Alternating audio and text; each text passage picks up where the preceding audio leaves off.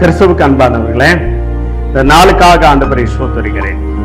தேவதூதனை குறித்து பார்த்து வருகிறோம். இந்த நாளிலே ஏசாயா 37ஆம் அதிகாரம் 36ஆம் வசனத்துல வாசிக்கிறோம். தேவ பிள்ளைகளே, அங்கே தேவதூதன் அசிரியன் படைக்குள்ள போய் என்ன பண்ணுகிறார்? 1,80,000 பேர் தேவதூதன் என்ன பண்ணுகிறார்? அதமாக்கி கொடுக்கிறார்.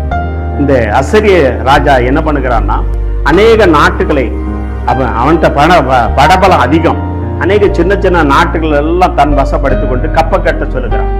இஸ்ரவேல் ராஜாவாகிய எசேக்கியா நாட்களிலே நீ எனக்கு அடிமையா இரு, என்னை பணிந்து கொண்டு எனக்கு கப்பம் கட்டு என்று சொல்லுகிறான்.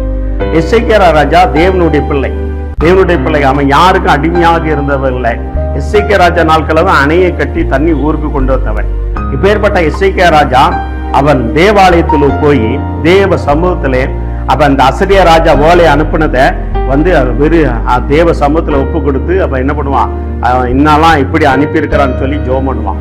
தேவ பிள்ளைகளே, அந்த எசேக்கியா ராஜா அசிரியர்கள்ட்ட தன் வேலைக்காரர் அனுப்பும் போது அவன் என்ன சொன்னாலும் நீங்க ஒண்ணு பேசாண்டான்னு சொல்லிடுவான். தேவ பிள்ளைகளே, ஆனால் தேவ சமூகத்துல ஒப்பு கொடுத்து அவனுடைய ஓலை அனுப்பின அந்த ஓலையை தேவாலயத்துல விரித்து அவன் ஜெபம் பண்ணி கண்ணீர் விட்டான்னு சொல்லப்படுது. இந்த வார்த்தை கேட்டுக்கொண்டிருக்கிற தேவனுடைய பிள்ளையே, இது ஆண்டவர் ஏசாயா தீர்க்கதரிசிக்கு வெளிப்படுத்துகிறார்.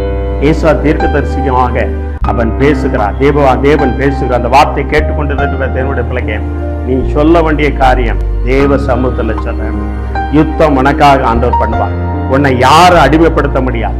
உங்ககிட்ட யாரும் உன்னை அடிமைப்படுத்தி கப்பம் கேட்க முடியாது. தேவனுடைய பிள்ளைகளுக்கு விரோதமாக யாரும் எழுப்ப முடியாது. தேவ பிள்ளைಗೆ அது தேவனே தான் அவர்களை ஆளுகை செய்வார். என்ன தேவ பிள்ளைಗೆ, இது சின்ன நாடு, கொஞ்சம் ஜனம், உன்னை அடிமையாய் ஆய்க்குக்கலாம் என்று சொல்லி நினைக்காது. தேவ பிள்ளை எத்தனை பேர் நினைச்சிட்டு இருக்காங்க, இவங்க தேவனுடைய பிள்ளை கொஞ்சம் ஜனம் இருக்காங்களா அடிமையாக்கிடலாம், எந்த கொம்பனாலும் எங்களை அடக்க முடியாது. எங்களை ஆளுகை செய்கிறவர் தேவனே ஆளுகை செய்கிறவர், எங்களை ஆளுகை செய்கிறவர் தேவனே வழி நடத்துறவர். இந்த வார்த்தை கேட்டுக்கொண்டிருக்க தேவனுடைய பிள்ளையே, உலகத்துக்கு பயப்படாத, உலக காரியங்களுக்கு பயப்படாத, எதிரிக்கு பயப்படாத, ரபடிக்கு பயப்படாத. தேவ பிள்ளைகளே, உனக்கு யாரு உன்னை தொந்தரவு செய்கிறார்களோ, எந்த அதிகாரி எந்த அரசியல் வந்தாலும் பயப்படாத. தேவ பிள்ளைகள், நீ நியாயமாக இருந்தா தேவ பிள்ளைகளை தேவ சமூகத்துல நீ சொல்லி உன்னுடைய காரியத்தை நீ தேவ சமூகத்துல சொல்லி நீ விவரித்து சொல்லும் பொழுது, தேவ சமூகத்துல கண்ணீர் வெடிக்கும் பொழுது, தேவன் தன் தூதனை அனுப்பி என்னைக்கு அசிரியா ராஜாவினுடைய படைத்தலைவர்களை 1,80,000 பேரை சங்கரித்தாரோ, அதே போல இன்னைக்கும் சங்கரிக்கிற தேவனாக இருக்கிறார். அது மட்டும் இல்ல, அந்த அசிரிய ராஜாவை தேவ பிள்ளைகளை சொந்த மகனை வெட்டி கொண்டு விட்டான். இன்னைக்கு அப்படித்தான் தேசத்துல நடக்க போகிறது.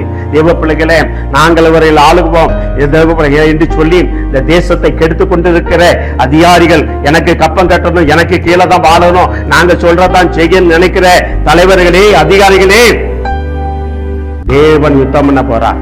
அவருடைய பிள்ளைகளுக்காக யுத்தம் பண்ண போறார். அவர்கள் பிள்ளைகள் கண்ணீர் வடிச்சா, தேவ பிள்ளைகளே, தேவ தூதனை அனுப்பி 1,80,000 பேரை சங்கரித்தா. உன் மிலிட்டரி எல்லாம் ஒண்ணும் நடக்காது. உன் ஆளு போல செல்வாக்கு எல்லாம் போலீஸ் எல்லாம் ஒண்ணும் நடக்காது. தேவதூதன் அப்படி ஒரு இதை அனுப்புனா போதும், 1,00,000 பேர் சேர்ந்துருவாங்க. தேவனுக்கு பயந்துரு, தேவனுக்கு பயந்து மற்ற ஜனங்கள் அடக்கி வாழணும்னு நினைக்காத, யான் சொல்லதான் கேட்கணும் அப்படின்னு நடக்காத. தேவனுடைய பிள்ளைகள் எந்த யார் பேச்சு கேட்க மாட்டேன். தேவன் என்ன சொல்லுகிறாரோ தேவனுக்கு தான் பயப்படுவாங்க. தேவனுடைய கயிற்றாட்டு கட்டளைக்கு தான் கீழ்ப்படி நடப்பாங்க. வேற யாருக்கு நடக்க மாட்டாங்க. அதுக்கு மேல நீ தொந்தரப்படுத்தேன்னா, தேவன் தன் தேவதூதனை அனுப்பி 1,80,000 பேர் சங்கரித்த போல இந்த தேசத்தை சங்கரிப்பா. தேவ பிள்ளை, உன்னால ஒன்றும் பண்ண முடியாது. தேவ பிள்ளைக்கு, உன்னுடைய எல்லா படைகளும் திணறும்படியாக உன் படைகளை சங்கரித்து விடுவா. தேவ பிள்ளைகளே, இது நடக்கும், இது நடக்கும். அடக்கி வாழணும்னு நினைக்காத. தேவ பிள்ளைகள், எனக்கு கப்பம் கட்டு, நான் சொல்றதான் கேட்கணும்னு நினைக்காத. தேவனுடைய பிள்ளை சுதந்திரத்தை நீ என்ன பண்ணாதே. தேவ பிள்ளைகளே, தடுக்காத. தேவனுடைய பிள்ளை சுதந்திரத்தை நீ தடுத்தாயாண்டா, தேவன் உன்னை தடுப்பா. தேவன் உனக்காக யுத்தம் பண்ணுவா. உன்ட பெரிய படபலம் இருக்கு, எல்லாம் இருக்குன்னு நினைக்காத. எல்லாம் ஒரே நொடியில 1,80,000 பேர் தேவ பிள்ளைகளே எல்லாத்தையும் தேவதூதன் அதமாக்கி போட்டான். அதே போல நடக்க போகுது. யாரா இருந்தாலும் சரி, எந்த மதத்துக்காரங்களா இருந்தாலும் சரி, யாரா இருந்தாலும் சரி, தேவ பிள்ளைகளை, எனக்கு கப்பம் கட்டி எனக்கு அடிமையா இருக்குன்னு சொல்லி யாரையும் நினைக்காதுங்க. எசேக்கியா ராஜா மனம் நொந்து தேவாலயத்துல போய் அவன் அழுதான். தேவ பிள்ளைகள், தேவன் அந்த அழுவை சத்தத்தை கேட்டான். தன் ஊழியக்காரனாகிய ஏசாயா தீர்க்கதரிசி கொண்டு அவரோட பேசினார். தேவ பிள்ளைகளே பாருங்க, எந்த ராஜா தேவ பிள்ளைகளே இஸ்ரேல் ஜனங்களுக்கு எசேக்கியா ராஜாவுக்கு விரோதமா எழுப்பினான், சொந்த மகனாலே அவன் வெட்டி கொல்லப்பட்டான். தீபபலி இதான் நடக்கும். தீபப்பிள்ளைக்கு அவன் கூட இருக்கவன ஒண்ணு கொண்டு விடுவான், கூட இருக்கிற தலைவரை ஒண்ணு கொண்டு விடுவாங்க, கூட இருக்க அதிகாரிகளை ஒண்ணு கொண்டு விடுவாங்க. இது நீங்களா செய்யறதில்ல, தேவன் செய்வார். தீபப்பிள்ளைகளே அப்பேற்பட்ட காரியங்கள் அன்னைக்கு மட்டும் இல்ல, இன்னைக்கும் செய்வார். ஆனா மனம் இறங்குற தேவன் தான். ஆனா அவர் என்ன பண்ணுவாருன்னு நமக்கு தெரியாது. தேவப்பிள்ளைகளே அவர் நீதி உள்ள தேவன். தேவப்பிள்ளைகளே எசேக்கியா ராஜாவுடைய ஜெபத்தை கேட்டு தேவன் இறங்கினது போல இன்னைக்கு உன் வாழ்க்கையில செய்வார். கலங்காதீர்கள், தேவதூதன் அனுப்பி அவர் செய்வார். கண்களை மூடி ஜெபம் செய்வார். நல்ல ஆண்டவரே உமக்கு கோடி சோத்திரம் அப்பா. ஆண்டவரே அப்பனே தன்னை அப்பா எல்லா ராஜாக்களும் நான் அடிமையா இருக்கணும் என்று சொல்லி நினைத்த அசிரிய ராஜாவை எசேக்கியா ராஜாவும் அப்பா உம்முடைய பிள்ளையாக இஸ்ரேல் ராஜாவும் அடிமையா இருக்குன்னு நினைத்தான் அப்பா. ஆனா எசேக்கியா ராஜா உம்முடைய சமூகத்தில் அழுது போறான்டா. நீர் அந்த ஜெபத்தை கேட்டு ஒரு தூதனை அனுப்பி 180,000 பேரை சங்கரித்த தேவனே, உம்முடைய பிள்ளைகளுக்கு விரோதமா யார் யாரெல்லாம் எழுப்புகிறார் அப்பனே அடிமையா கொல்ல வேண்டும் சொல்லி நீ சங்கரித்த தேவன்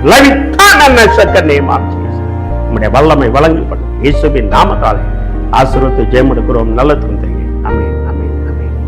God bless you. அன்றைக்கு மட்டும் இல்ல, இன்னைக்கு செய்வார், செய்ய போறார்.